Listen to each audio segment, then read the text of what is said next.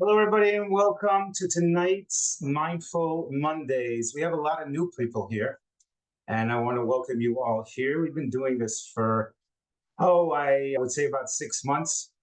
And allow me a little bit to introduce myself. My name is Alan Nemtzov. I'm the co-founder and the CEO of Ascent by KTPO, Keep Those Pounds Off.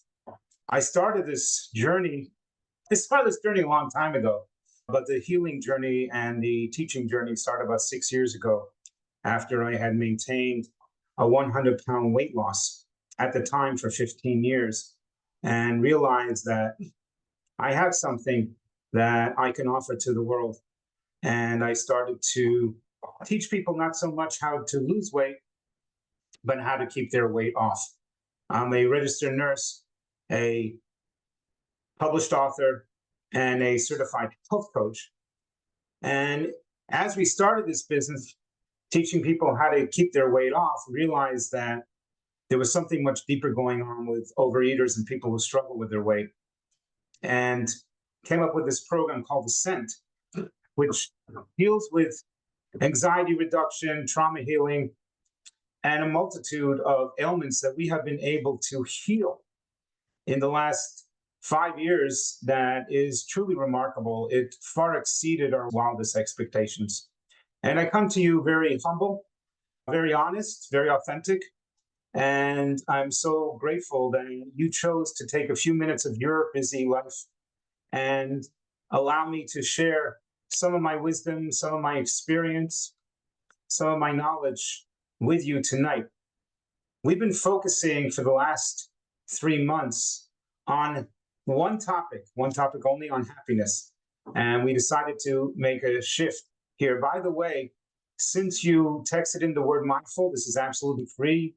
You do have access to hear our pre-recorded sessions, and you can just text into the office at the same number that you responded with the word mindful, and you can request our newsletter, which comes out every month, which is basically a summary of these Mindful Mondays that we do twice a month. We do them pretty much every 2 weeks on a Monday night for the most part. And at the end of this session, which usually takes roughly about 40-45 minutes, after that, we will open up for questions and answers. We ask that you do remain muted during the teaching session, the lecture section of the portion of tonight. And then we will open up for questions and answers, and we'll explain to you once we get there how to connect, how to ask questions, and so on and so forth. It's very interesting what we do here, and the theories that I have come up with and developed, what has helped me to become the person that I am, to be able to maintain such an immense amount of weight loss, 100 pounds of weight for over 21 years, is really thinking out of the box. It's not about so much what is foreign to the eyes, what we don't notice. It is more about what we notice, but we don't realize what we notice. And that's what we're going to be talking about tonight. Something that's just so basic and so in front of our face. But if you don't have the right antennas up, if you're not focusing on that, you're not going to be able to think about that. And then you may have some struggles about reaching certain goals that you have in your life. One of the things that we teach in our program is that humans do not do random. There's absolutely nothing that does not come with an agenda. There's no stop. Everything has reason.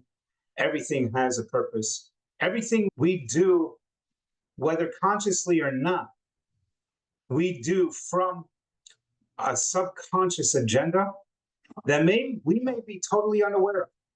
Nonetheless, the way to heal from any time you are stuck about reaching any goal, not necessarily weight loss, but anything that you're having, maybe you're having parenting troubles, maybe you're having, I apologize, you may be having some struggles with your parenting, you may be having some relationship problems, you may just not be feeling healthy in your own skin, maybe not feeling right. Maybe you're having some physical ailments. Maybe you're having some anxiety. Maybe you're not really sure what it is that you're struggling with.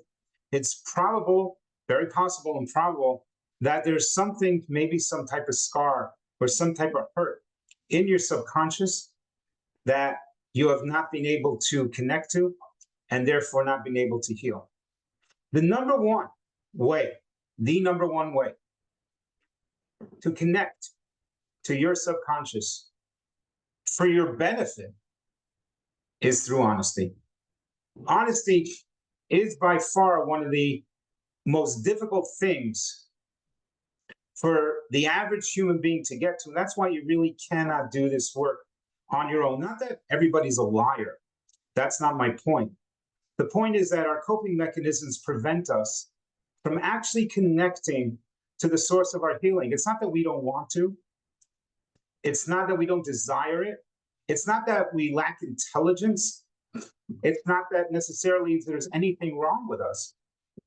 It's just a lack of awareness and a certain level of confusion that may cause us to not be able to connect.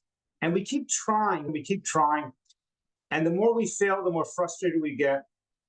And the more we create these beliefs that we cannot achieve a certain thing in our life, that it's impossible for us, it's too difficult. Whatever it is we tell ourselves, which creates new beliefs and new limits within our abilities.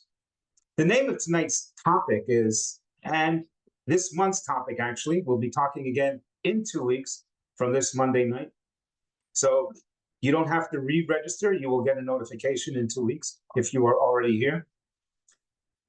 We're going to be talking about the power of self. The power of self is something that is, I don't know, I find it absolutely amazing. In nursing school, the greatest, I believe, for me anyways, the most interesting, the most fascinating course that I took was microbiology. And microbiology, what it is, it's the biology of the body. Everybody knows what biology is. It's basically your body at a cellular level. And it's fascinating studying about the power of the cell. And there's one thing that my professor told us back then, which I thought was so profound. He said, when an individual is born, they are born with everything that they need to be able to sustain a healthy lifestyle.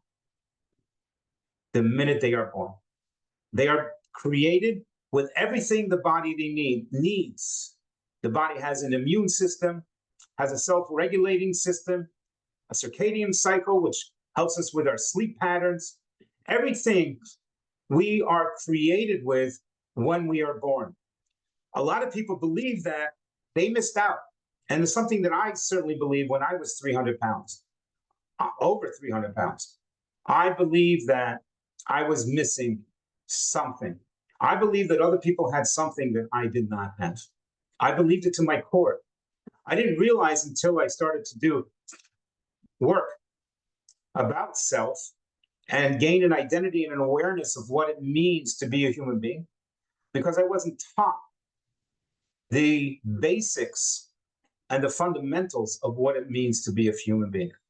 Interestingly enough, 6 years of doing this, working with several hundred people, I've come across, and I can state this because it's not a generalization. I can't talk about everybody. I don't make generalizations because until I assess and evaluate 8.2 billion people on this planet, that is the only way that I can make a generalization. A generalization, by the way, is a very common coping mechanism that people use when they are uncertain.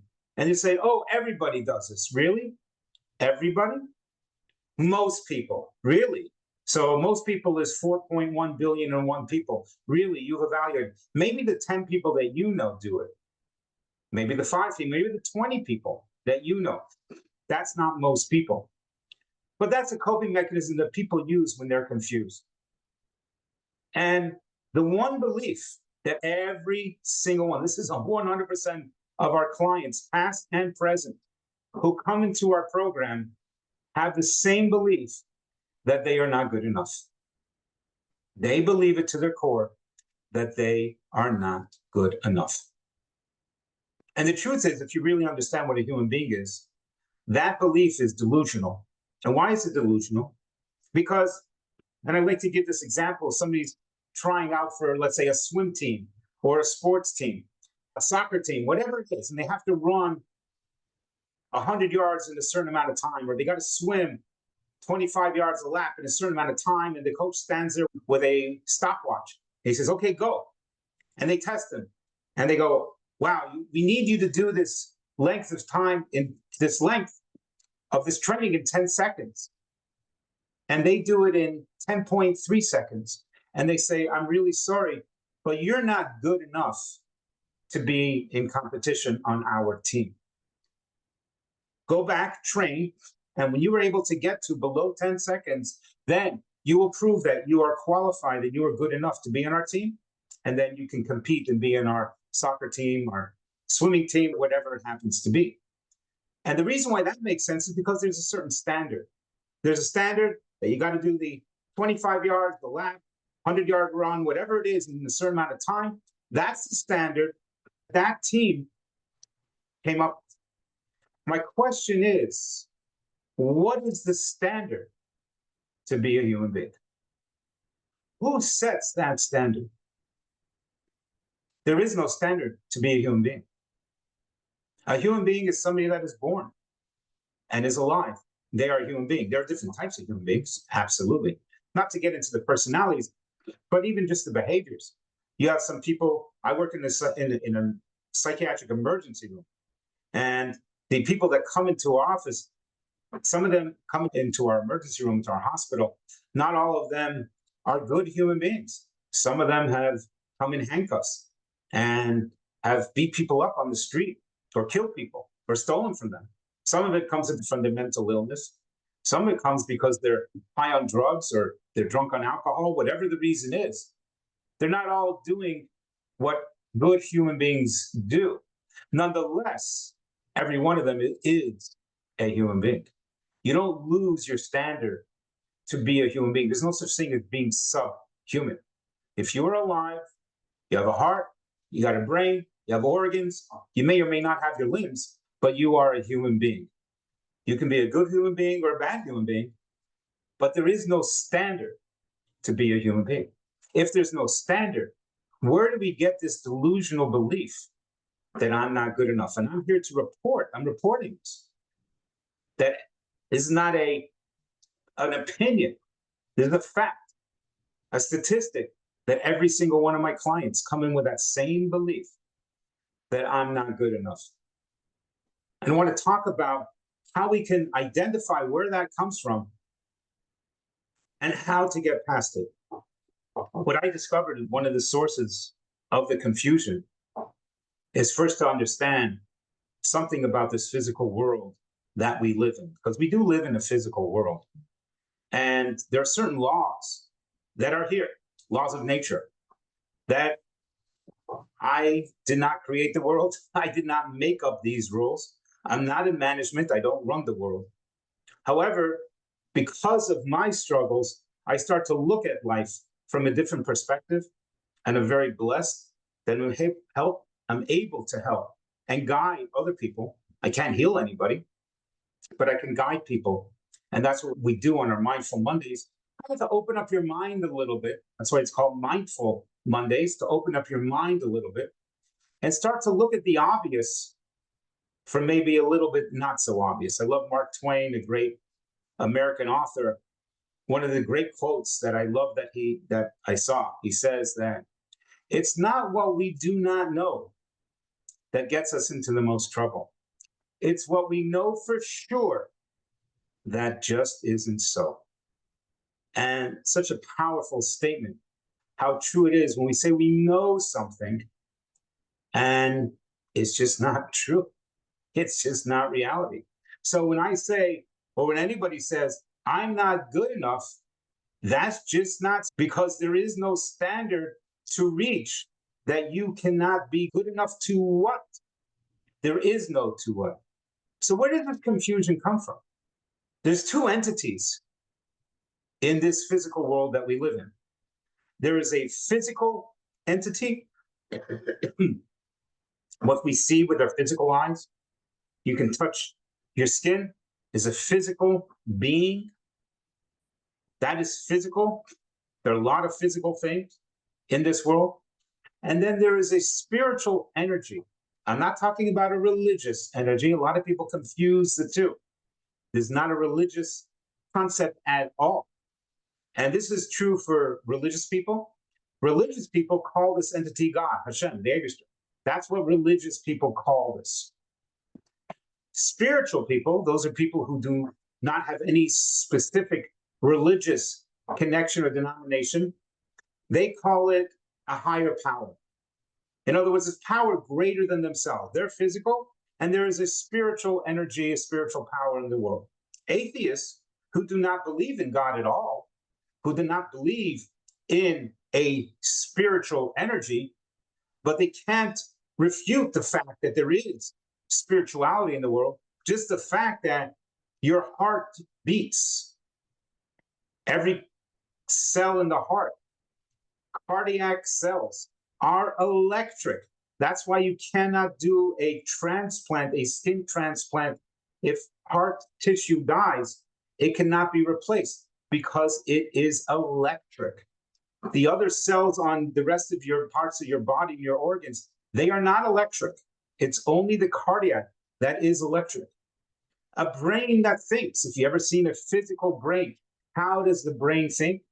Because there's a spiritual energy in that. So to refute the fact that there is spiritual energy in the world is you're just delusional. It's like saying when the sun is shining, there is no sun. Hello, there's a sun. It's sun. Whether you think it's warm or not, that's an opinion. But the fact is that the sun is that there is a sun. So to say that there is no spiritual energy is this line. So atheists, they call it nature. That's what they call it. Nonetheless, whatever it is that you believe is the source of that energy, every human being agrees, because it is a fact, there's nothing to dispute here, that there's a spiritual energy in the world. And this is where the confusion arises and where people come up with this concept, with this belief that I'm not good enough. In order to clarify this, we need to really understand what it means to be a physical human being. What is the physical world? So the physical world is different than the spiritual energy that is in the world. The physical world does not last forever. The physical world, anything that is physical in this world never lasts, is not infinite, will always die. Nothing lasts forever in this physical world. Nothing lasts forever. Some can last very long. The inanimate objects, for instance, like rocks and stones, last a lot longer than a physical human being. Certain animals live longer than humans. However, the physical being, if you see a person who has passed away, a corpse, and a person who is sleeping, they look completely identical. They look the same right after they pass away.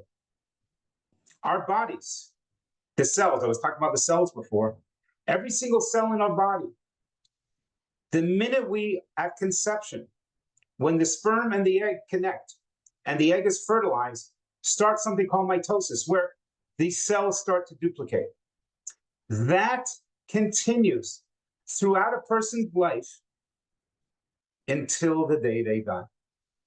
However, what also happens, and this happens every 11 months, is cells die.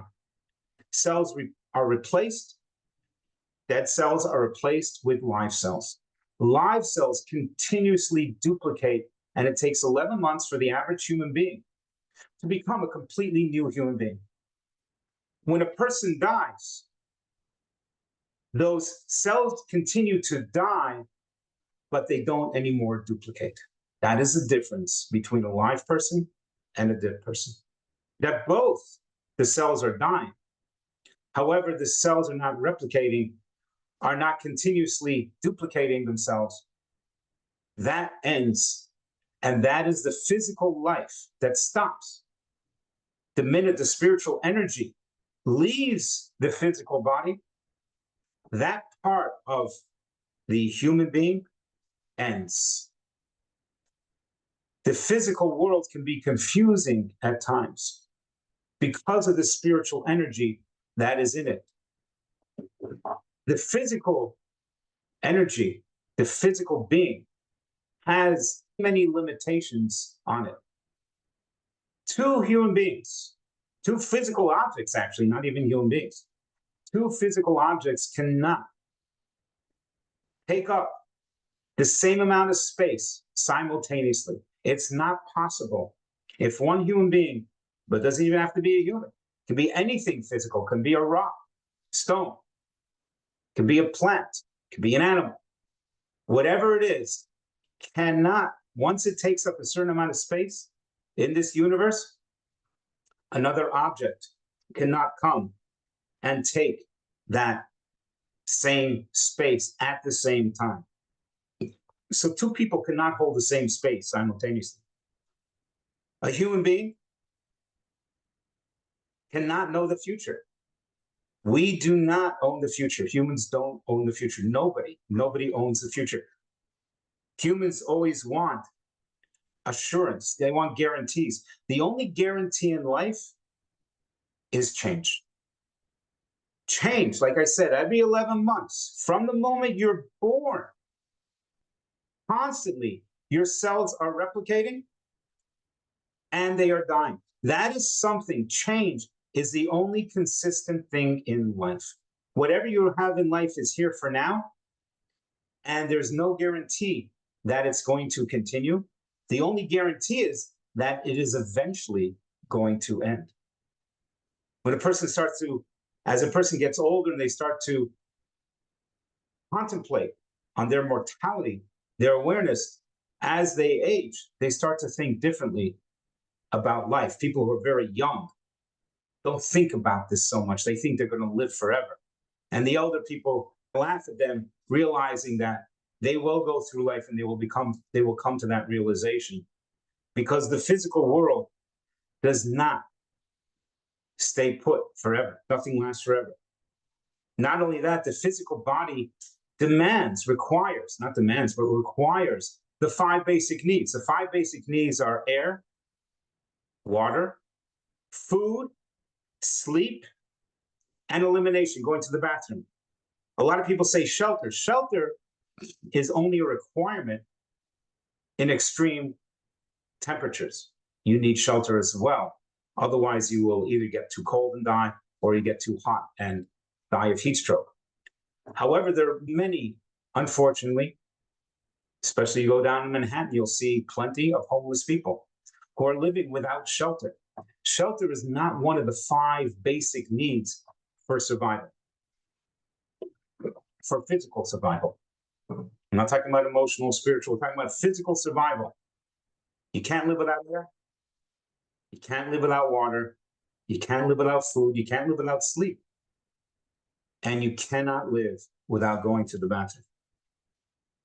You cannot fix the past.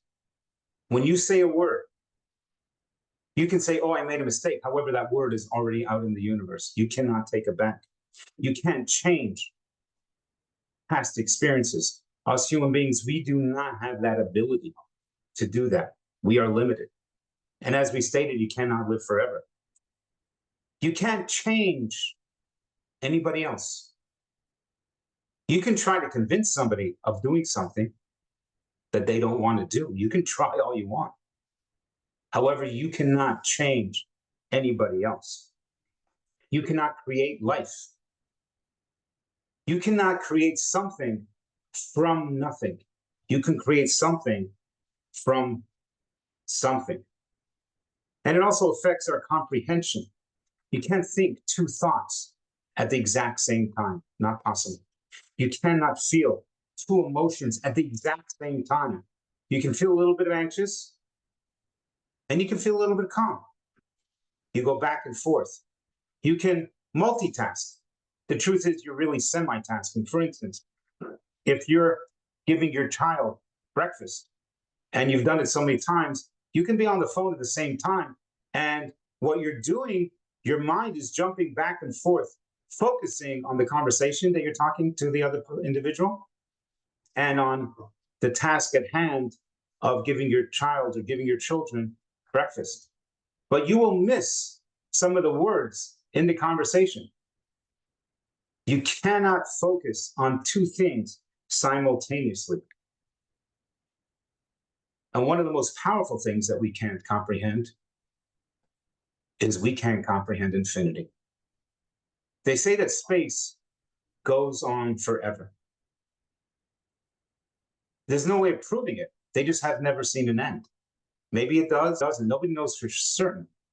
But if you ever stop and try to meditate on that and think about that, about the concept of infinity, something that never ends or something that never started, our brains, our physical comprehension is limited, that we just cannot comprehend that.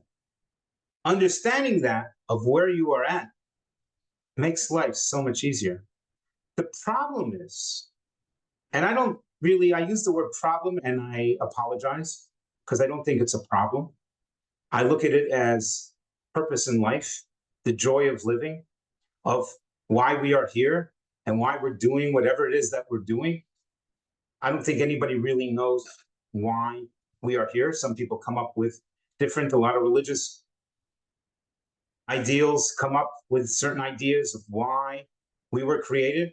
Nobody really knows. None of it really makes total logical sense of why we are here. The reason why we don't know is because we're talking about a creator that is infinite. And because the creator is infinite, us human beings don't comprehend infinite. We just don't. We were created as finite individuals. We're born young, and the hope is that we die old. But once again, nothing in the physical world lasts forever. The confusion arises is that we have this spiritual energy. And when we have this spiritual energy, we start to get confused because the spiritual energy is not limited by any of these limitations that we are discussing. And when a person starts to comprehend this and starts to tap into this religious energy that is floating around in the universe, strange things start to happen to an individual. They start to be able to accomplish things that they never believed they were able to do. Or they can prevent themselves from reaching certain goals. Fascinating. Something that we teach a lot in our program. You see, us humans, we don't own the future, but we demand assurance. We want a guarantee. We want a guarantee. I want to know that it's going to be all right. And a lot of parents will tell their children, oh, it's going to be okay. How do you know that? Who says that that's healthy parenting? Maybe it's not going to be okay. Maybe you need to go through a certain struggle. Maybe you need to go through something in your life, and it's supposed to be that way. How many people here who have gone through a certain struggle, even a traumatic event, and then down the road, they look back at it and they go, wow, I didn't enjoy that. It was pretty horrific. However, I came out so much better, such a better person. See, the workings of the universe is what confuses physical human beings. Where am I supposed to question? So we demand assurance, but the truth is that there are no assurances. What's interesting about different creatures that we share this planet with, which is the animal kingdom, do not require assurances. The animal kingdom do not question why. The animal kingdom does not ask.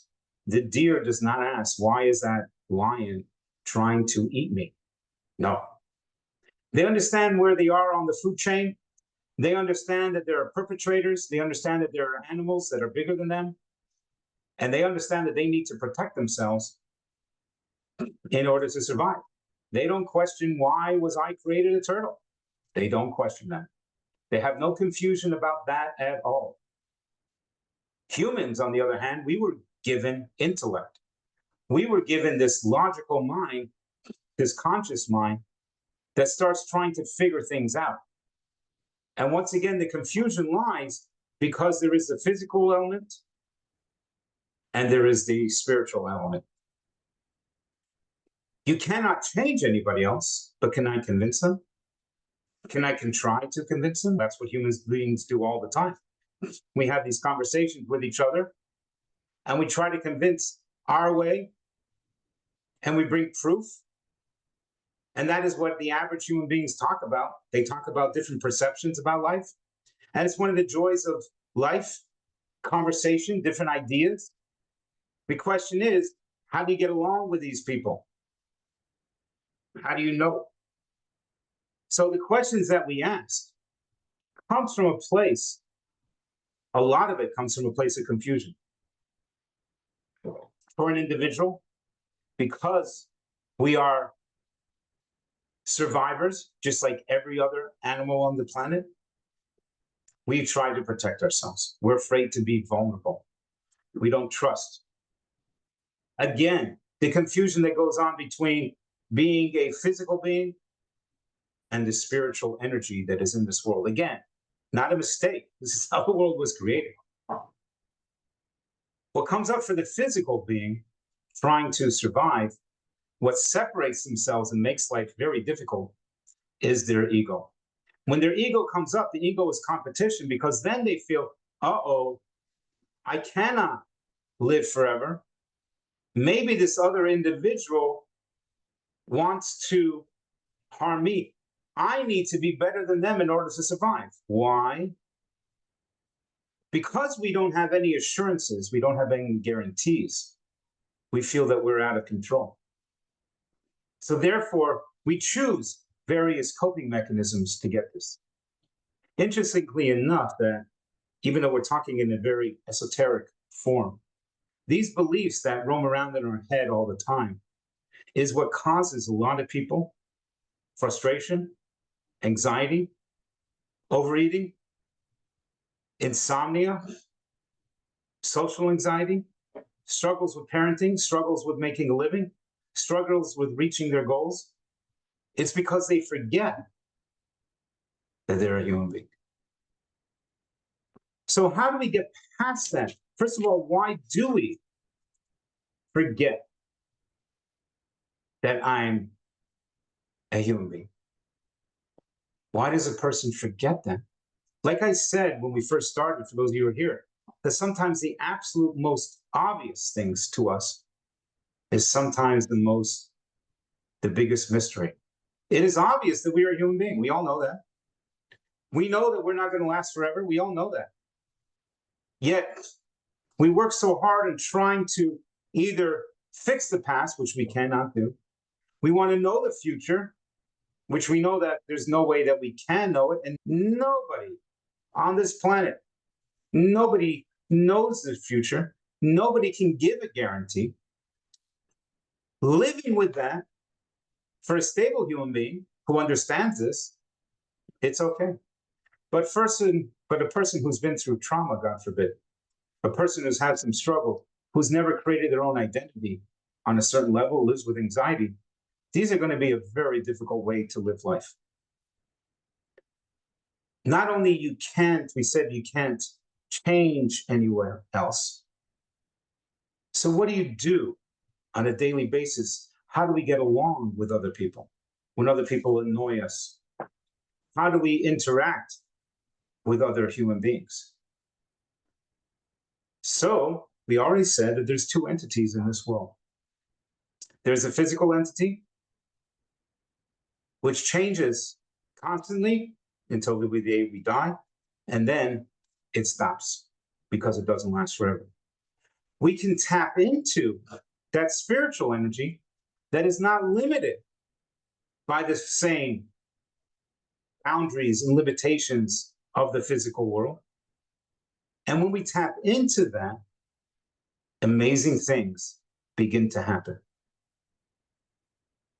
The physical world, we keep getting confused with that, thinking that's it. We live our life here and we're done. And once again, I repeat, I'm not talking about religious concepts. I'm just talking about basic fundamentals about living in this physical world. And this works for anybody, no matter what level of religious beliefs you have or don't have. This is across the board.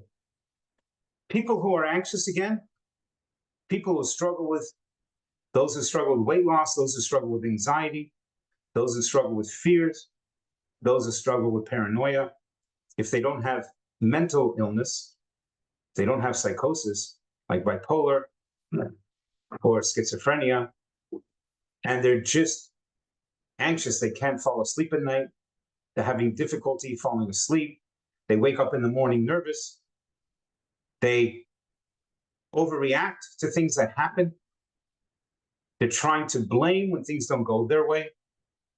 People who live that way, it's because they just never learned how to be a human being. They never learn the basic fundamentals of being a human being. Number one, there is no standard to be a human being. There is none. The ego comes and tells us, oh, I need to be better than this next person in order, and we don't even need know in order for what? For me to feel accepted, for me to feel loved. That's a judgment. Oh, I don't feel accepted, I don't feel loved. That's not a feeling. That's a judgment. Where does that come from? Once again, from the person who never learned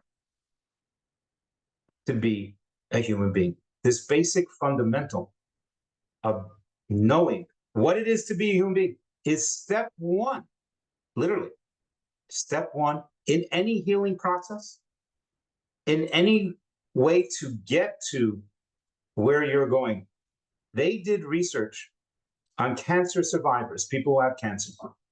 And there's multiple books. You can look at Dr. Mate, you can look at Van der Klook. These are the number one leaders in trauma healing theorists. And they researched this. This is research. This is not my theories. These are not my opinions. Every cancer survivor admitted, we're talking about the ones who survived cancer, that they were living a stressful, anxious life. That causes cancer. That causes ailments. Absolutely. So forgetting that you're a human being goes completely against, it's so counterproductive of what we're trying to do here. And what we're doing here on the Mindful Meetings, Mindful Mondays, is bringing about ourselves back to basic life. When a person is living in a way that they forget that they're a human being, life goes really fast. We get these drug addicts and alcoholics and other stressful people who come to our emergency room. Young, some of them, middle 30s, middle 20s. They look like they're 60 or older. They age so quickly that it's almost like an engine in a car, because our bodies, like I said, the physical body is just a machine that's not going to last forever.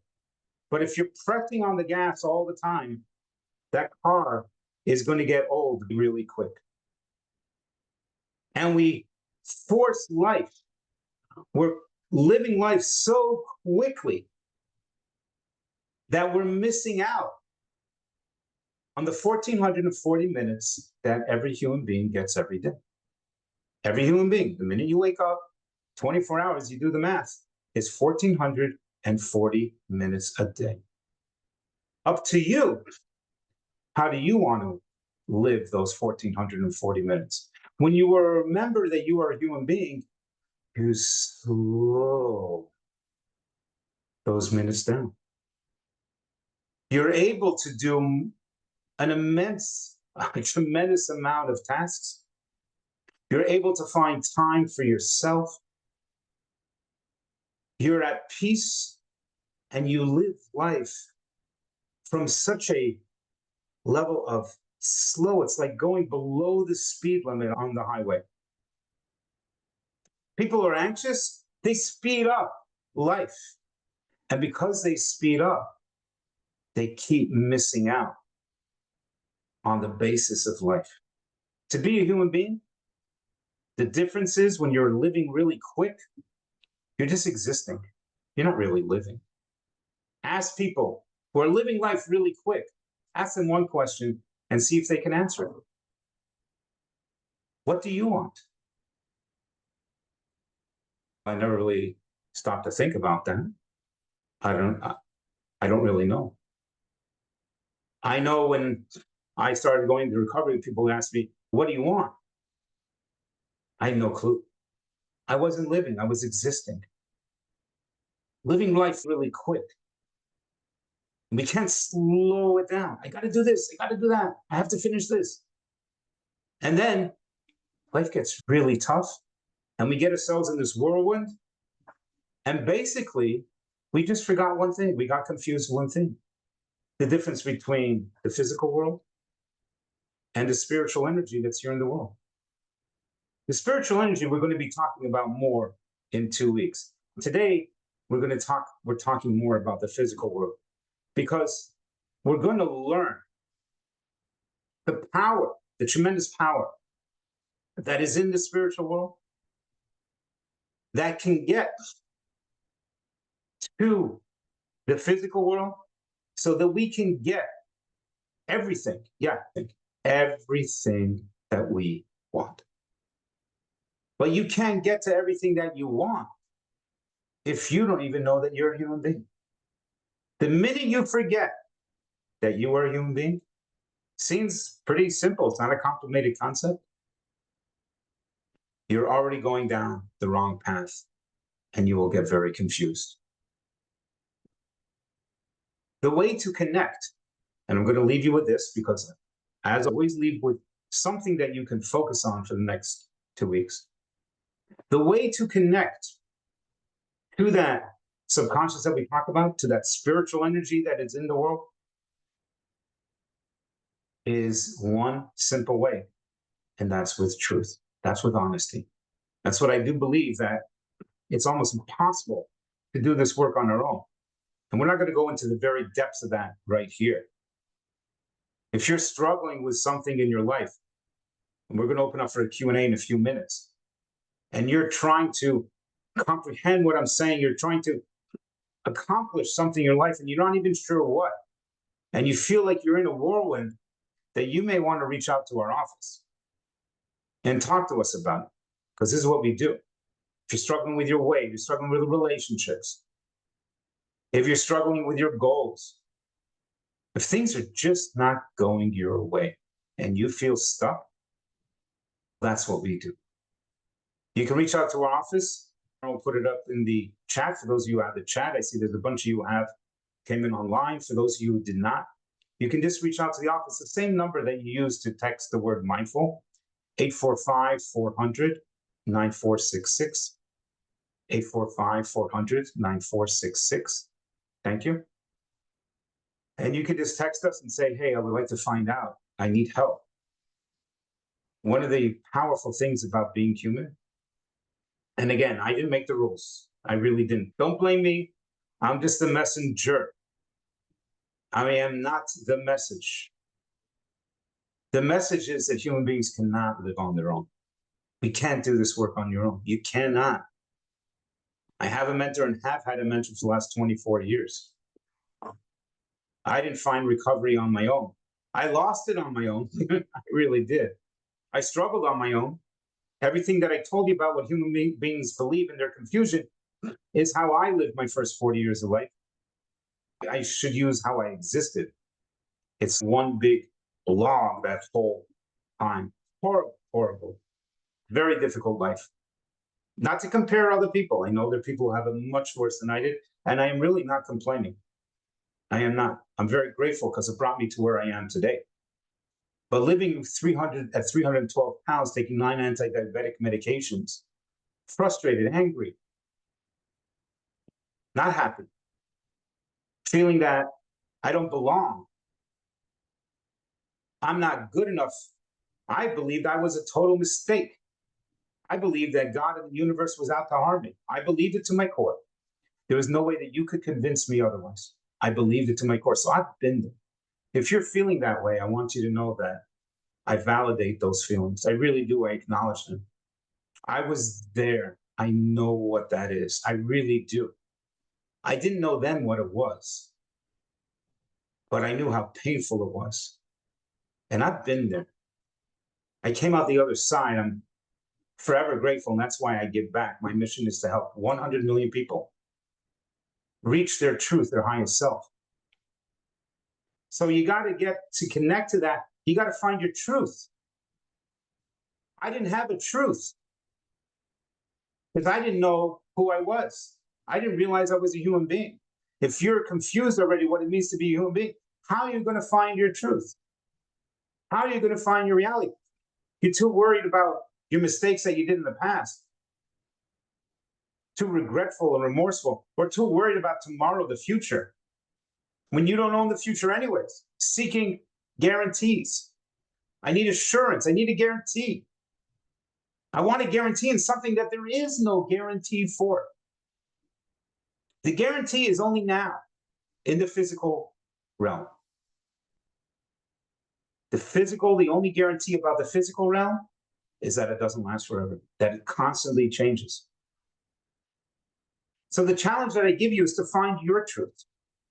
There's no variations when it comes to the truth. There's no maybe, I guess. There is no variations to the truth. When you talk the truth, which is what we've been talking about here for the last 45 minutes or so, when you talk the truth, there's no variation, there's no wiggle room, because we're just talking the truth. We're not talking about anybody specific. We're not giving our opinions. This is not opinions. There's not perceptions. This is truth. And when you talk to the truth, all of a sudden, you can take a sigh of relief. When you go to the doctor, you have an ailment and you're not sure what it is. And he diagnoses you and he says, this is the truth. Even if it's not the greatest news, there's a sense of relief. There is nothing more powerful than the truth. And anybody who's trying to use their perceptions, their beliefs, their misconceptions, like Mark Twain says, it's what we know for sure that just isn't so. Variations of the truth, you will struggle. I promise you that. I can guarantee you, you will struggle. To find the truth, I believe, and this is just my opinion, that you can't do it on your own. That already is an opinion. I don't know if there is somebody who can find the truth on their own. I don't believe so. I've witnessed thousands of people in my journey who have used other people to find their truth. I believe, again, this is my belief, not a fact, that you need somebody else to find you, to help you. Not to tell you what your truth is, no. To guide you, because your truth is exactly that. It's your truth. Once you find your truth, wow, no variations. You can't have a variation. Once again, I know I'm repeating myself. You can't have a kind of, an almost, sometimes, maybe, I guess. That's not the truth. There are no variations. The truth is the truth, emes. The truth is the most powerful thing that us human beings can connect to. To find it takes work. Yes, absolutely.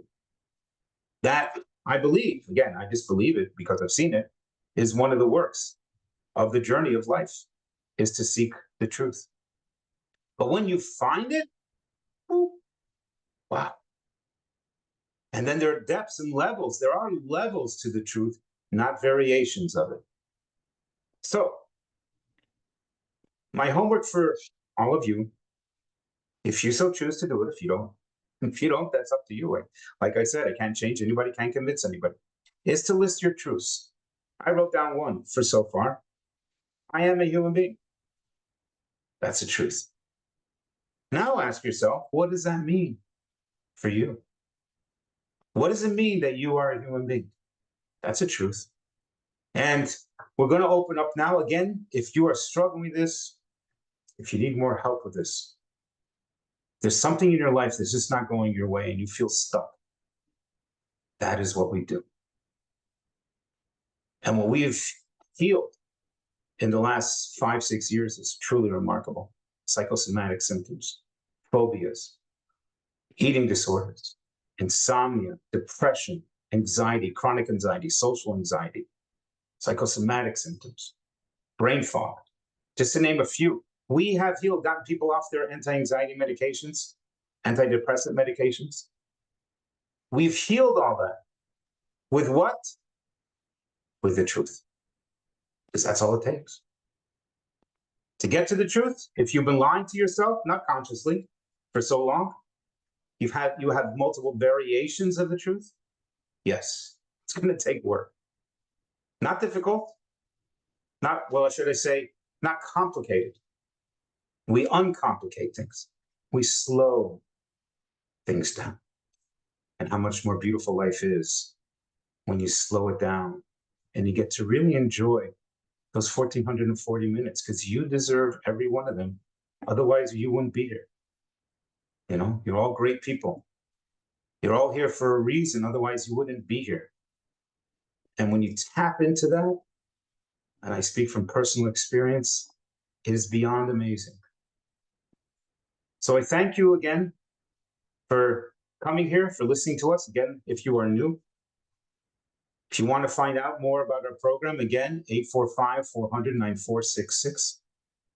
We'd be more than happy to set up a free session to talk to you, and hopefully we can guide you in the right direction. We're going to open up for Q&As now. And the number, if you are embarrassed to unmute, some people are, and I respect that. You can text that same number. I should be able to get that.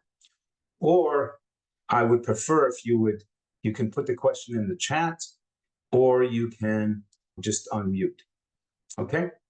Who would like to start us off with any questions or comments about something that we spoke about? Maybe you need some clarity about it.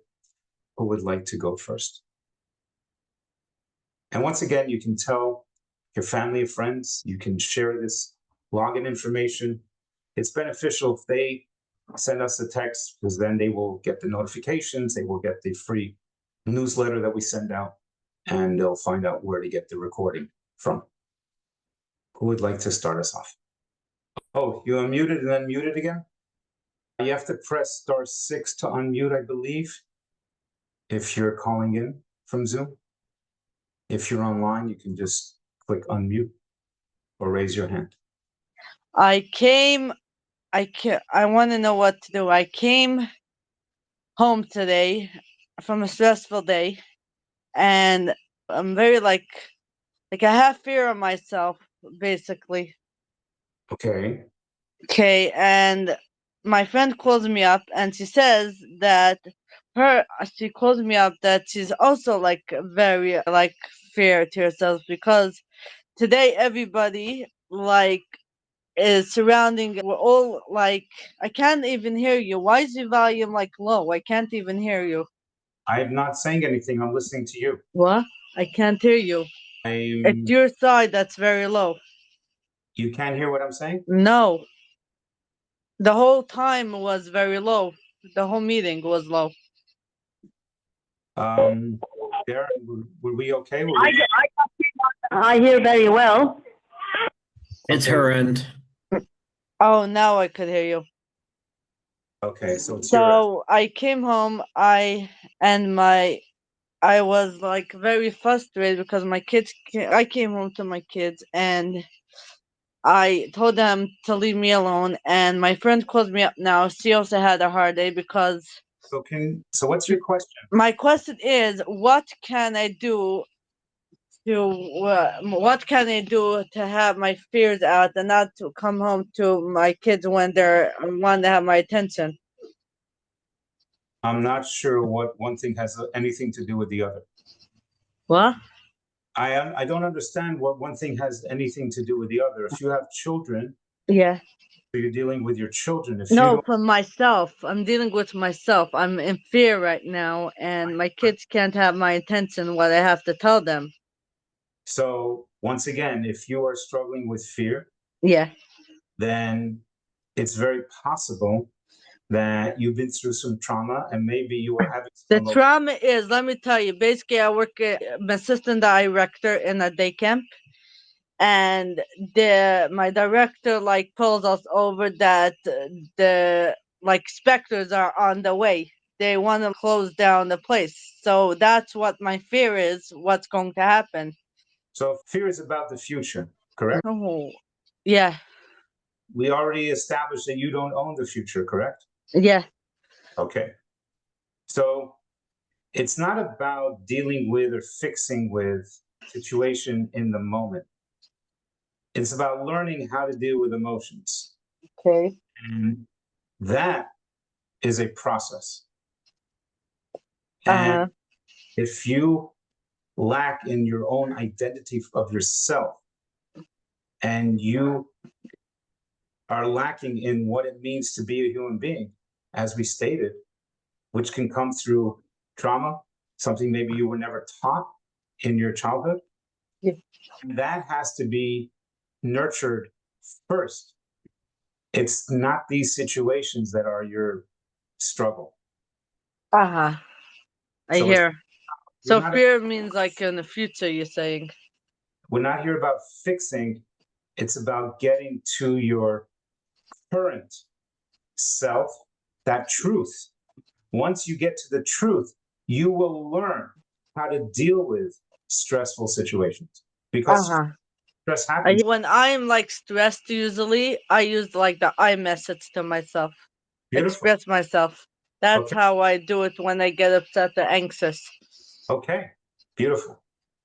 Keep doing that. That's great. Yeah, did the DBT training and CBT. That's where I'm getting all the techniques to learn a lot of techniques how to deal with other feelings and other people. Okay. That's great. Whatever you have that It's is very good to use the I message in any stage where you are. okay. Great. Well, thank Yeah, All right. Thank you for that. you too. Somebody texted in. Hi, thank you so much. Could this help for addiction? Absolutely. 100%. Addiction, what addiction is somebody who is trying to cope with that, not believing that they are human or they're not believing that they're not good enough. And they use some type of substance, whatever that addiction may be. It can be anything. It can be drugs, it can be alcohol, it can be cleaning the house, it can be overworking. Any type of distraction that is overtaking your life is an addiction. So, absolutely, these concepts will definitely help with addiction. And you would text it in. Would you like the office to reach out to you and they can talk to you about it, or you can? Would you like to connect with us and we can discuss more what specific your addiction you're referring to? You can either tell us yes or no. Yes. Okay. So the office they have your number. They will reach out to you and talk to you but absolutely. And it's interesting that you bring it up. And thank you for saying that, because what I have discovered, and again, I talk from the statistics of you're welcome, what I have worked with, that every single person that believes that they're not good enough, they need some type of coping mechanism to get through that. And they really are basically addicted. They may not be using drugs, they may not be using alcohol, but they're using some type of distraction. And the addiction is that they're addicted to adrenaline. And adrenaline can show up in many different forms. It can show up in depression, where they avoid and try to stay away from people, stay away from their responsibilities. Or it can come with anxiety and chaos, and they're always busy. And then at the end of the day, there's never enough time for me. And they have all these nevers and shoulds, and I can't. Those are all people who are also addicted. So addiction is not just with food or alcohol or some type of external substance or even an external behavior. It's from within. So yes, absolutely, this is what we focus on. I was a food addict.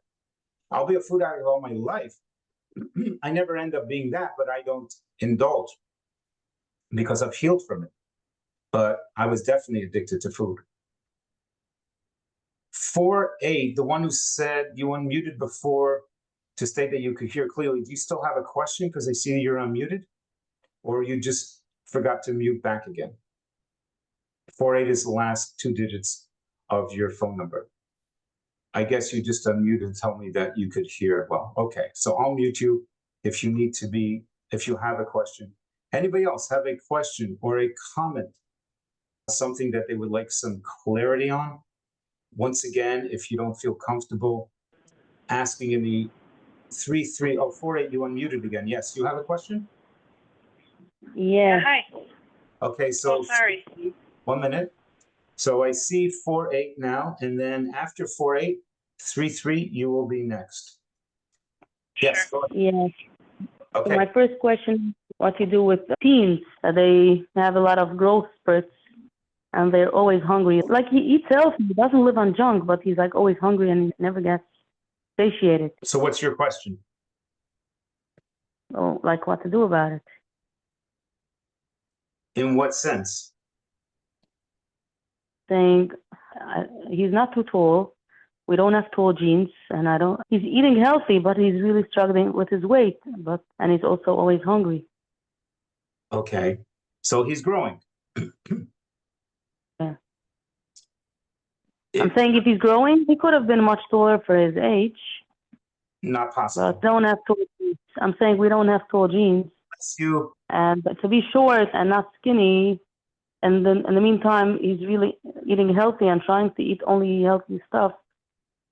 And it's hard. What is your struggle that you're having?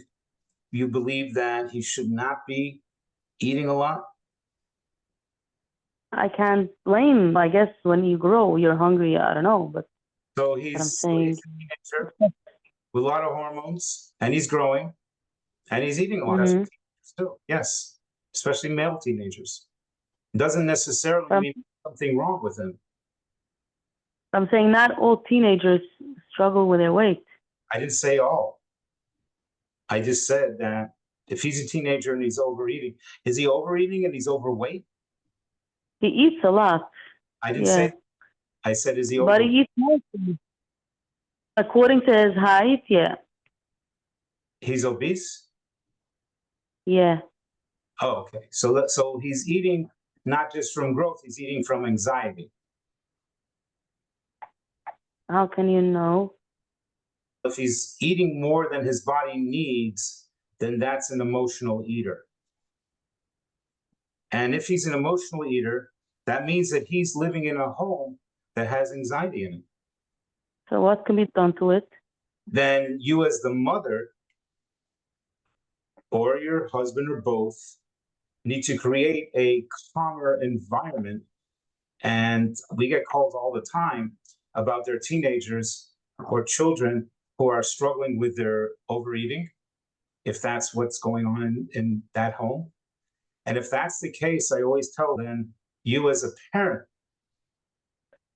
would benefit from this program because there are certain messages that you are sending out in your home, not intentionally, not because you're a bad person, that is causing anxiety environment, an anxious environment, an unstable environment in the home. And it could be that it was from years ago, and it could be consciously. So in order to heal him, you're the one that needs the healing first. Does that make sense? Sometimes it's also that the kids, they don't like the school breakfast or lunch, whatever they give. So when they come home, they can't stop eating for the whole day. Again, if they're overeating, you're eating. I'm not sure exactly what the issue is. Like I'm trying to figure out. If they're overeating and they're eating from anxiety and not from hunger, then it's the environment in the home. That's just plain and simple. And that's what you have the ability to say, how can I help him? So by helping the environment in the home is the way that he will feel calmer. Make sense? Another question I have Does that make is, sense? Hello? yeah, Yes. and also another question that I have, like for nursing mothers that are nursing babies, and a baby needs to nurse like every 2-3 hours. So first of all, you start eating early, and also you finish eating very late because you're constantly nursing, so you're constantly eating. Like you end up eating much more hours a day because of the nursing, and also the nursing makes you, like you eat breakfast, lunch, or supper, and snack, but then if you nurse, you're more hungry, like you eat even more besides breakfast, lunch, and snack. It's about yourself being a nursing mother. Yeah. Okay. And you Like I wake up in the middle of the night to nurse, and I get hungry, so I'm gonna eat in the middle of the night. if you're nursing, you're going to need more calories. Did you speak to your pediatrician about that? Pediatrician about myself. Yeah, or your OBGYN? Yeah. About nutrition for a nursing mother. There are specialists who deal with that, who talk about that. That clearly if you're eating for two, you're going to need more nutrition. And what is a healthy way to do it? Once again, if you're eating from anxiety and your son is eating from anxiety, then it's not the nursing and it's not the being a teenager, but there's something else. I'm not sure if it's anxiety, but the constant nursing every 2-3 hours makes you hungry. I understand what you're saying. I'm not disputing that. My point is that if there is a healthy way for a nursing mother to deal with nursing and eat without anxiety. And if that's the case, I don't have the answer to that. I did one rotation in labor and delivery, and it's not my expertise. So I can answer you what it is to be a healthy eater for a nursing mother. But there are special you can refer yourself to and ask your doctor, ask your OBGYN. They do aftercare, right? There are nurses that are They do postpartum visit, but that's about it. You can speak to your primary care physician, you can speak to a nutritionist. They will be able to help you. However, what I'm saying is that if that's what you only deal with emotions, you don't provide like a diet plan. We do provide a very healthy food plan. I don't call it a diet. It's called a food plan. I don't like the word diet. It's the same food plan. So you provide a food plan for nursing mothers? Yes. So we do tell nursing mothers to increase the protein and the fluids that they are having. They don't need to add more than that, not to add carbs. I'm saying like normally you don't eat past supper time, but when you nurse, like you're late, like past supper time till bedtime. Again, repeat that. I'm saying normally a person doesn't eat after supper, but I'm saying if a nursing mother that keeps nursing constantly, like who says that people don't eat after dinner? The normal way is not to eat after dinner. Some people have Some people have a snack after night. They have a cup of tea or they have a bit of Jello, or nothing wrong with having a snack after dinner. See, once again, you're forgetting that you're a human and you're in a certain predicament, so you're going to do things a little bit differently. Okay? Yeah. All right. Thank you. Hope that was helpful. 3-3, you unmuted before. You have a question? And somebody asked on the text. I'm going to look at that in a moment. Yes, hello. Yeah, hi. Hi. I have just a interesting question. Okay. I'm pregnant currently. I was wondering if the mother is anxious or she's pregnant for any reason, and if that affects the baby, like baby's also going to be anxious. Then 100%. Absolutely. as an effect, or it could be like they say if the mother doesn't eat certain foods, the baby's not going to like those foods. Like it's a myth or it's a real. That part I don't know about eating certain foods and not eating certain foods. Let me ask you something. Have you ever been in a store where there's somebody anxious in line at the checkout line next to you? Yeah, How does that feel for you? uncomfortable. All right. Yes. Hello? You there? Yeah, I'm here. So it feels uncomfortable, right? Yeah, So you're talking about a feeling that's in the mother's uterus for 9 months. And I understand it takes the first 6 weeks or so until the brain is developed and so on and so forth. Nonetheless, the entire 9 months is in an anxious environment. You don't think that's going to have an effect? I'm imagining that it's possible. That's why I'm just checking. I was wondering if it's like if Absolutely. it's really Absolutely. could really affect the. Oh, 100%. The miracle would be Thank you. that it doesn't affect it. That would be the miracle. That what? That it doesn't get affected. There are many things that pass through the blood barrier that go through from the mother's blood to the baby's blood. There's certain medications that do pass through and certain that don't. But an anxious environment is definitely going to affect a uterus. Yeah, just I had a few friends. We were like discussing this topic, like whatever I eat and whatever I do, whatever I think this is the baby, if it's true or it's a myth or whatever. So I just wanted to. It's interesting. Know about that, and I'll explain to you. Let's say you have a baby you give birth to a baby here, and then it's raised in China, right? It's raised where? I didn't hear you. That baby gets transported to China and it's raised in China, for instance, right? Yeah. Is that baby going to like American food or is it going to like Chinese food? Yeah. So it doesn't matter what you eat now if it's going to affect, if it's brought up in an environment of what you're eating there. If a mother smokes, it's going to have a major effect, an impact on that baby, right? If a mother drinks, Yeah. very possible that baby's going to become an alcoholic if overly drinks. So Yeah. if you're anxious, it's absolutely going to have an effect on the child, 100%. And if after the baby gets born, I work on my anxiety. Let's say I do this program, or It'll definitely help, 100%. A lot of the anxiety that people have, like for instance, it's very possible that your anxiety was passed down in your DNA from your mother and your grandmother. It's called that makes sense. It's called epigenetics. Or the way I was brought up, like that kind of anxiety. 100%. And it could be that you were brought up a certain way because your mother was brought up a certain way. Yeah, 100%. Oh, amazing. Yes, absolutely, it can heal.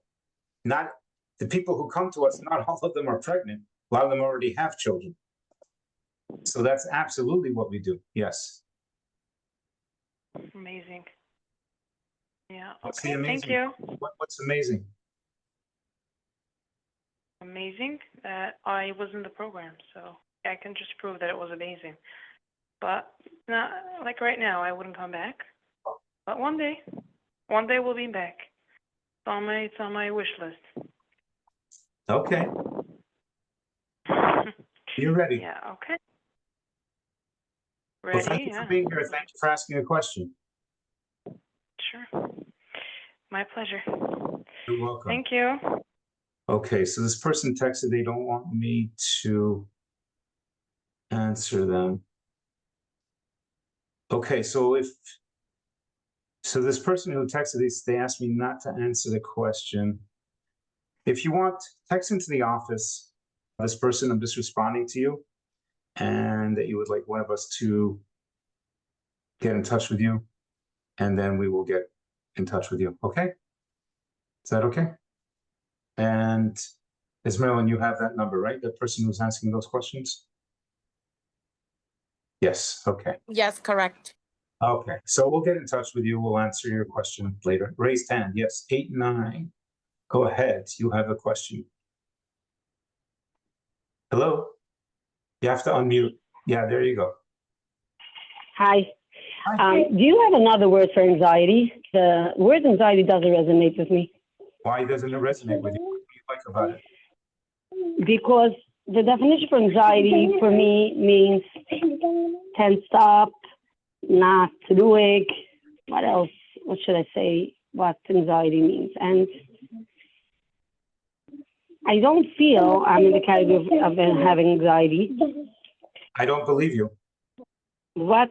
You don't believe me? Okay. So that's what I'm saying. I want a different word for anxiety. Maybe. I'll tell you why I don't believe you.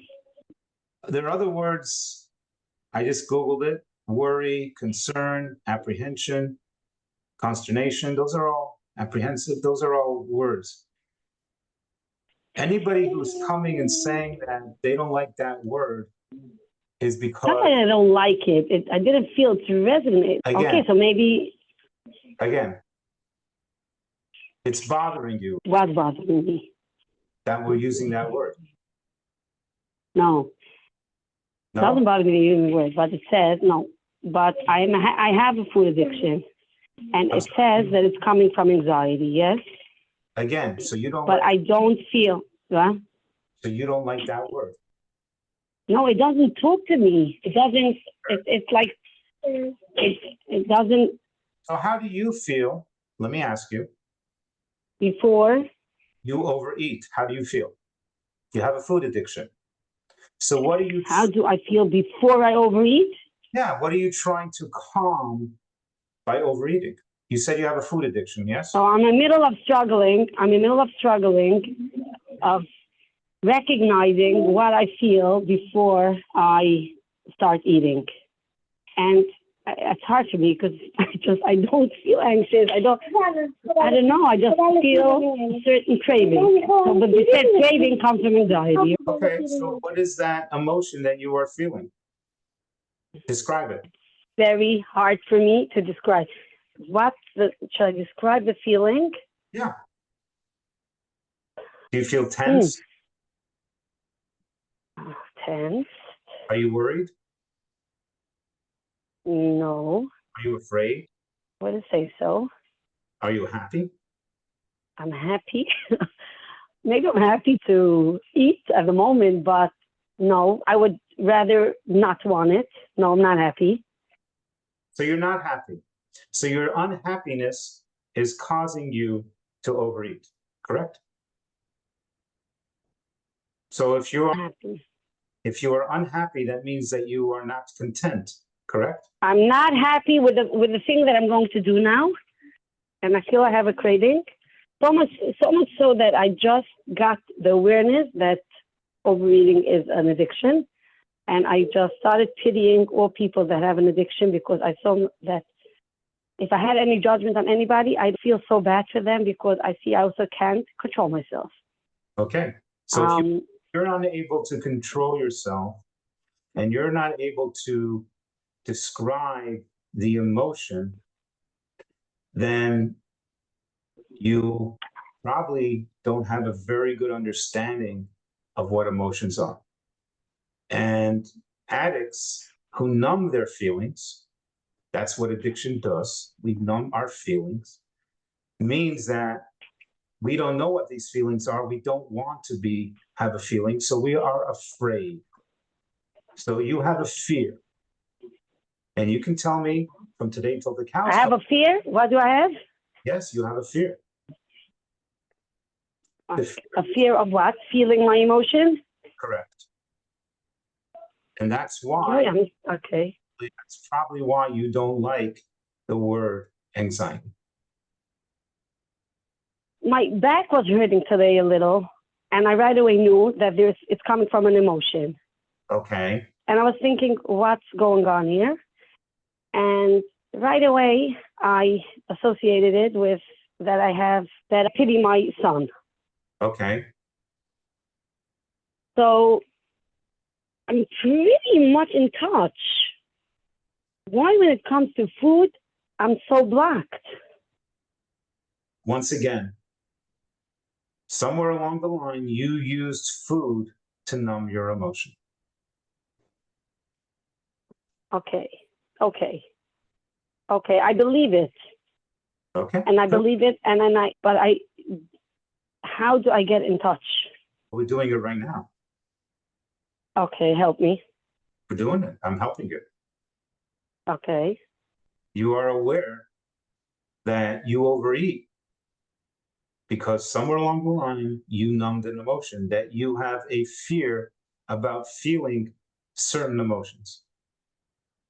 And can this happen Never. plain when I'm in a good mood, calm, I'm sorry? nothing?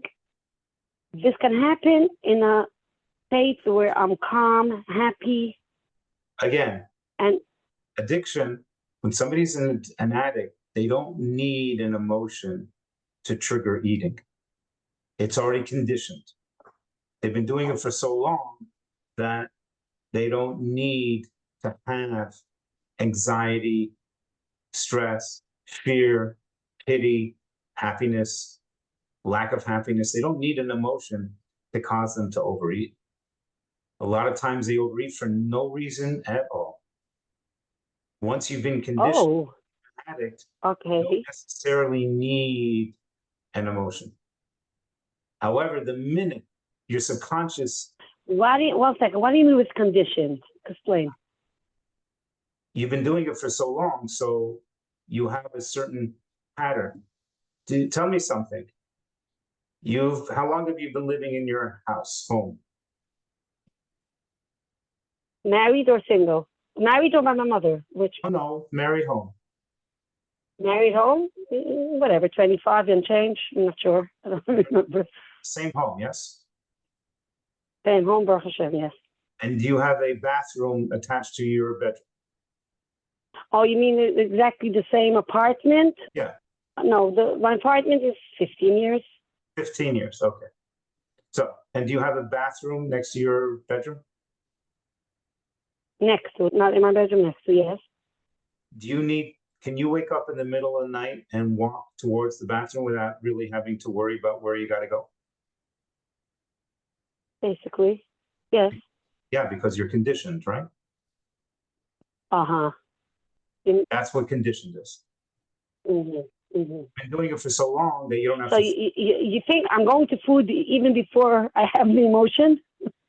Absolutely, possible. Sometimes, every time, but possibly. Sometimes. Okay. Okay? So if you don't like that word anxiety, it's probably because you're very anxious. Okay? And you just don't like that word. All right, so find a word that you like. That awareness. The last word people would say on me is anxious. It doesn't matter what people. I'm carefree, I'm positive, Beautiful. I'm like, Okay. but someplace here by food, there's something. Okay. And it comes from anxious. The fact that there's something there doesn't really matter what other people say about you. The fact that you were relying on other people's opinion to say what. No, I'm saying myself, I don't feel anxious. I feel like a little like a seabird. But there's more. You said more words, so maybe there's more words more than anxious. Okay. Or the word anxious is like a very overreacting word. Maybe it can be on a lower scale. However, maybe anxious, people that are really anxious and their hearts are probably like whatever, they're like really not calm. That's maybe I'm anxious, but in a much, much lower degree. I don't know. Once again, if you're overeating and you're an addict, there is a reason.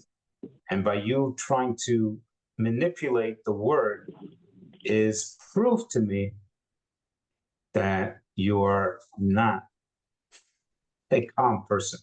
You can call it whatever you want. Okay? Whatever word works for you, it all goes under the umbrella of anxiety. Anxiety is an umbrella word. It's a general word. However it means for you, it's all the same thing. Okay? Yes. Thank you.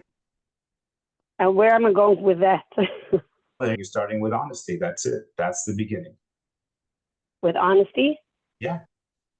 No, I realize that's an addiction already, and I realize that it's coming from someplace. Okay. We're just going around. That's great. Okay. All right. That's great. Beautiful. That's the beginning. Okay. Anybody else Thank you.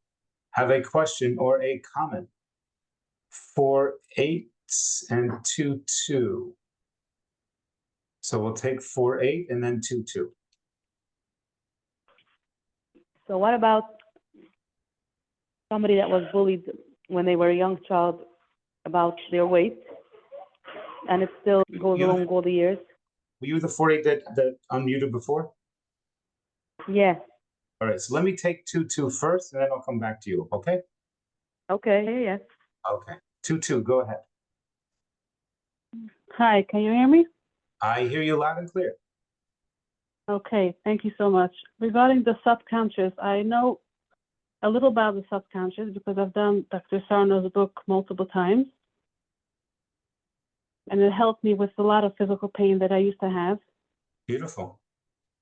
And I keep thinking, how can I use that method when I want to eat things that are not on my plan? What should I tell myself?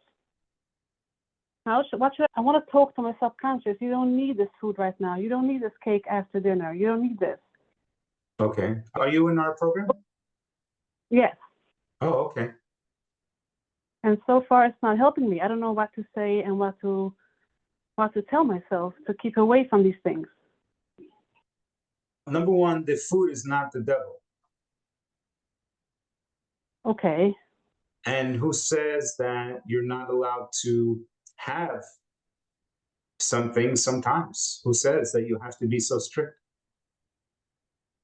But if it's a thing that, let's say I want to do refills and I'm feeling full, I've had my plate, I'm done. Okay. But because the food was so good, I'll just get up and get another piece. And I'm trying to talk to my subconscious, you are not hungry and you had your plate, just sit down and don't get up and don't get more. So do you do mindful eating? I try to, Okay. and I haven't lost any weight yet on the program. I'm saying, so you're doing mindful eating or you try to do mindful eating? I'm trying whenever I can, yes. Okay. So you've calmed down. I have to get into more of it's not really for the Q&A here. We can talk more in the program. There's something that you're afraid of to follow a food plan. There's a certain fear there that you're experiencing. I do have a fear, yes. Okay. I have a fear of being hungry. I have a fear of leaving the house and I might be hungry later. Okay. I am working on the fear, yes. Okay. But the fear is also subconsciously. I don't know how to explain that. I'll eat a full breakfast even though I'm not hungry yet, but I'm going out of the house for a few hours and I'm afraid I'll be hungry soon. Yeah. You know what I mean? It's very possible that you were brought up with a lot of deprivation in your home. Totally not. No, there was an abundance, Baruch Hashem. There was abundance. It doesn't mean that. But could be I was in a place at one point where I didn't have food for a while. And No, not necessarily about food. Not talking about food necessarily. It's just an mindset of the parents that is lacking things and you receive these messages, then it's very possible that you did not receive that nurturing that you were looking for, and you're using food as a way to comfort me. Like, me, I overeat with food. Why food and not something else? I have no idea. But there was definitely this concept of deprivation and scarcity in the home, not necessarily around food. So there's some deep-seated belief that's causing you to struggle with have that fear that there's not going to be enough food. We live in one of the most richest countries in the world. So there's plenty of food everywhere, no matter where you live, all the time. There's never Right. a shortage. So that belief is coming from somewhere. And that's probably why it's affecting you just on your following a basic food plan. And it's very possible it's I a just restriction. need to work to change that belief. I'm sorry? So how do I work on myself to change that belief? We got And take to, the fear away. that's what we do in the program. And that's the question to bring at the program time. And we'll get to that. We'll get to that question and find out what that is. So that doesn't go back against subconscious. Talk to my subconscious and not be afraid. And into your subconscious. no, You first have to find out what the belief is. You have to uncover the belief. We're more than happy to do it with you on one of the Q&As in the program. okay, All right. okay, thank you. You're welcome. Somebody texted in, could food addict be used as an outlet, as a social addict? Yeah, absolutely. Unorganized skills, all these things, absolutely. Any addiction is when a person doesn't feel stable and they are using a substance they're using some type of substance to numb that fear, that feeling. So yes, 100%. Okay, 9-8, you had a question. Hello? 9-8? You had a question before you unmuted? Me?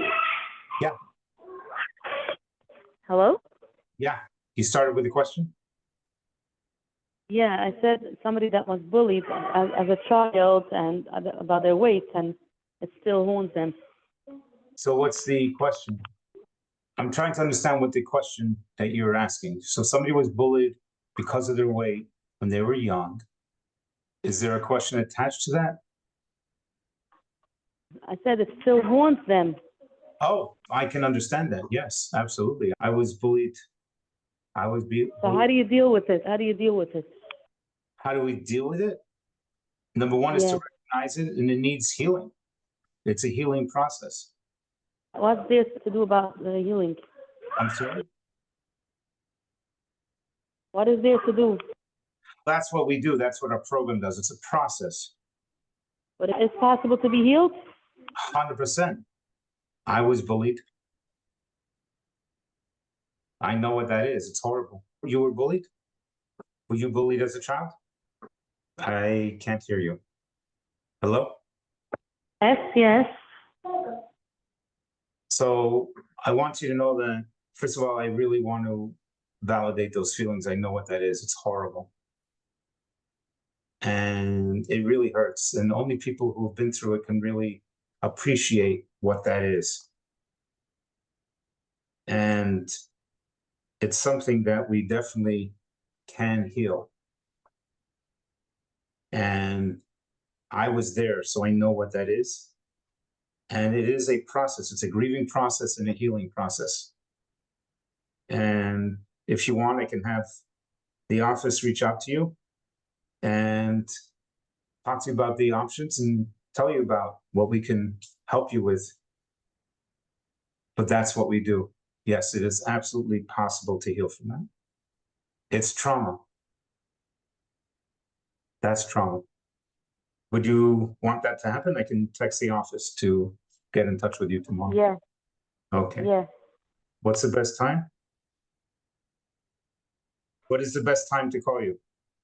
I'm available during the day. During the day. Okay. We'll do that. Okay. I'm sorry that you went through that. It's horrible. And I really empathize with you. Especially when it was adults, not children. Yeah, I was criticized my whole life. In 9th grade, can I share a story with you? Can I? No, you don't want me to share a story with you? No, what did he ask? I said, can I share a story that happened to me? Oh, sorry. I thought you asked if I heard the story. No, I didn't hear. No. So in ninth grade, I was about 14 years old, okay? And I was in a class about 26, 27 students. And the teacher goes, I would like to take you all on a trip. But Alan's here. There's not enough room in my car. That's what happened to me at 14. This is a teacher, not other students. So I understand what you're talking about. Okay? I'm saying, like, every time I went to a clothing store, like, the sales lady would say, you need to lose weight. We don't have your size. Yeah. I had a very hard time buying clothes also. I ended up a 54 waist. I know what that is. It's very shameful. People don't understand it who've never gone through it. But it is healable. I want you to know. You came to the right place. Baruch Hashem. Okay? I texted the office. They'll get in touch with you tomorrow, okay? Yeah, thanks. You're welcome. iPhone. I see that you unmuted. Hello? Hi, how are you? I'm good, Baruch Hashem. How are you? That's good, Baruch Hashem. Maybe you can give me some advice. Speaking of bullying, I'm so scared I'm repeating the pattern with my daughter. She's still young. She's all of 7 years. And my son in the 9-year range. It's so hard for me to see them eating a lot and gaining weight. And I don't want them to go through what I did. And I make comments. I don't make comments, but I obviously don't want to feed them all the spaghettis. And if I try to do whole wheat, it might be too early. What advice can you give me how to deal with the situation? Because it's so hard for me to see them gaining. I've been there. I hear you. You're in the program? I am. Okay. So you're healing, right? Yes. That's how you're helping them. How's that? Here, that's how you're helping them. They're very fortunate to have a mother who has taken the, like they say, the bull by the horns and decided to work on themselves. So I might be healing with anxiety. I don't see it with the diet. Like, Yeah, as the well, other caller was saying, with the conditioning, like, how do I uncondition? My only thing that comes to mind is do Ozempic, and that really reconditions the brain. it doesn't recondition the brain. It's a temporary, it's very good. I don't knock Ozempic. I think It makes you forget about food all the time. And I'm a big proponent of Ozempic. If you take it, the GLP-1, what it does for the hormone in the brain and removes appetite, which is fantastic, but it doesn't really get to the source of the problem. The source of the problem is that you are projecting your fears on your children, correct? Okay, yes, Because you don't want them to go through what you went through. correct. So that's the anxiety that you are passing on. Not that you're a bad person, but that's what's going on. As you heal that, you will not pass that on to your children. You will raise them. I wonder if it's gonna come to a point it's not gonna be hard for me to see. I have such a bad view on all heavy people. I don't know. I'm one, but so I hope with the healing. Oh, absolutely. It takes time. How far along are you in the program? How long are you there? After I'm about to join the Reaching for the Stars. Oh, so you're very new. Okay. You will get there. The awareness that you have, you're only in for a few weeks, so it takes some time. But that healing will happen, I promise you. Got it. All right. Looking forward. Thanks. All right. Thank you. 85. Yes, hi. I've been enjoying your program immensely. I actually only took the 6-week boot program that was a year and a half ago, and I am maintaining a 45-pound more. Wow, that's amazing. Yes, so first I just wanted to give you your feedback because I really can't thank you enough for that. I'm just wondering if you have like just a key tool. So Baruch Hashem talking about food is like something that I feel I really have in control. Of course, there's struggles up and down, but more or less I am settled with my sort of. I'm saying I'm settled with my food plans and diet. Even when the downs come after I enter or something, I am able to catch back, and it's really amazing. I've been struggling with this for quite a while. My key tool that I'm looking for is as far as social addiction. So I feel that, I don't know if it was after the diet where I wasn't so aware of it, but after I started the diet, that I have an addiction to socialize. So what do you mean you feel that you have So to what I need is, like people? what my question is regarding when to know that I'm socializing now because I'm trying to fill up a certain hole or emptiness, or it's just I need to do it now just to express myself and enjoy myself. First, I want you to change a word. You want me to change the what? One word. Okay. Instead of saying that you need, say that you want. I want, exactly, yes. I remember this very well. Yes, true. I want to. Okay? It's very common when people heal from one addiction that they jump to another one. Makes a lot of sense. So maybe you need to come back so we can take care of the other one. No, it's more like I don't feel that I'm actually running into an addictive mode with it. As far as I'm trying to differentiate where I'm taking it because I'm doing it as a piece of self-expression or... Again, you're focusing on the behavior, and the behavior is not the problem. It's not the source of the solution. There's something, if you're doing it, it's because there's something lacking in your life, because otherwise you wouldn't be talking about it. Do you talk about going to the bathroom? No. Why not? Because it's a natural It's just something, part right. of your life, right? So if you're talking about it, that means that it's not a natural part of your life. Correct? Correct.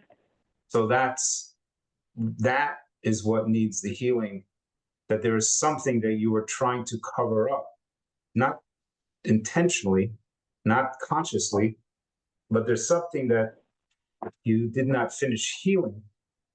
That is why you are having this struggle. Otherwise, you wouldn't be talking about it. Make sense? Makes sense, yes. But I feel like I am tackling I can see your mind. I am tackling what? I can see your mind turning as you're thinking about this. Yes, of course. But my question is, if I am aware where this is coming from and the journey that I'm going through, I'm actually like looking for an active tool to be able to differentiate me between the reason why I'm doing this now, whether it's a piece. If a person is looking for social connection on a extreme level, then it comes from a lack of nurturing and not feeling an identity with self.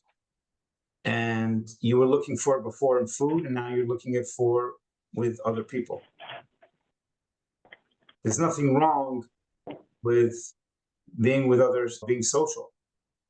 However, it's obviously bothering because you don't know why you're being social. That's not a logical question.